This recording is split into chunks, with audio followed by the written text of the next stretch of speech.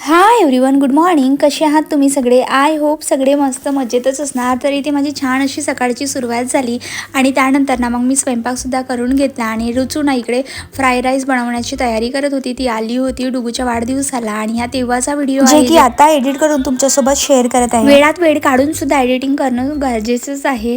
चला मग इथे मी छान असे काकडीचे आता म्हटलं की वडे बनवूया. माझ्या बहिणीला खूप आवडतात आणि इकडे फ्रूटसुद्धा कापून ठेवलेले होते आणि त्यानंतर मस्त असे ना काकडीचे वडे बनवले. तर तुम्हाला म्हणजे काकडीचे वडे आवडतात का किंवा तुम्ही बनवता का? मला ते कमेंट सेक्शनमध्ये नक्कीच सांगा. आणि त्यानंतर मग मी डुगूला विचारलं की कसे झालेत म्हणून आणि त्याची रिॲक्शन एकदम भारी होती की तो म्हणत होता खूप छान झाले मम्मा, अरे वा.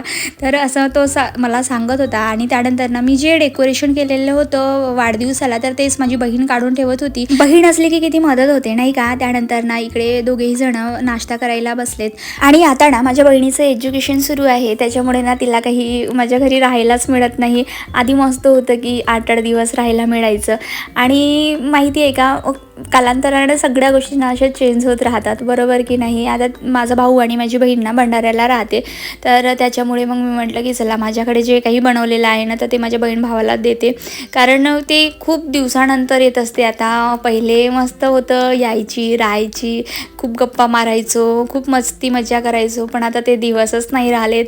बिचारी आदल्या दिवशी आली की दुसऱ्या दिवशीच जाण्याची तयारी करत असते. त्यानंतर ना मग सगळं मी माझ्याकडला जो खाऊ होता तो माझ्या बहीण भावासाठी ते बांधून ठेवला.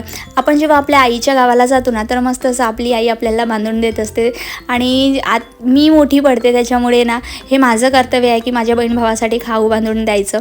आणि त्यानंतर ना मग इकडे माझ्या बहिणीची छान अशी तयारीसुद्धा झाली आणि इथे दोघेही जणांची मस्ती सुरू होती. तो म्हणत होता की मावशी तू नको जाऊ न गं, नको जाऊ न गं. आणि बघा त्यानेच पहिल्यांदा तयारी केली की मम्मा मला मावशीसोबत जायचं. तो मावशी नाही म्हणत तर तो चपा म्हणतो, मला चपासोबत जायचं आहे म्हणून. आणि त्यानंतर ना मग तो निघाला. इतका वेळपर्यंत तो रडत बसला ती गेल्यानंतर, म्हणजे आय थिंक तरी मला असं वाटते की 1 तास तरी तो रडला, मला जायचं होतं, मला जायचं होतं माझ्या चपासोबत म्हणून. आणि त्यानंतर ना मग इकडे संध्याकाळची देवपूजा वगैरे केली आणि वातीला बघा मस्त असं फूल आलेला होता आणि खूप छान सुद्धा वाटत होतं. तर चला म्हणजे चला तुमच्यासोबत सुद्धा शेअर करते. आणि त्यानंतर इकडे डुगुणा मस्त असा खेळत बसलेला होता. त्याला त्याचा कालचा वाढदिवस होता, त्याला खूप छान असे ना गिफ्ट्स मिळाले होते. तर तोच त्या गिफ्टसोबत मस्त खेळत बसला. माझी बहीण गावाला गेल्यामुळे ना घर असं सुनं सुनं वाटत होतं आणि मला करमतसुद्धा नव्हतं. आणि मग काही वेळातच ना माझी मैत्रीणसुद्धा आली, सो मला खूप छान वाटायला लागलं. आणि तिची इच्छा होती बाहेर जेवण करायला जायची, सो बाहेर जेवण करायला गेलो. चलो बाय.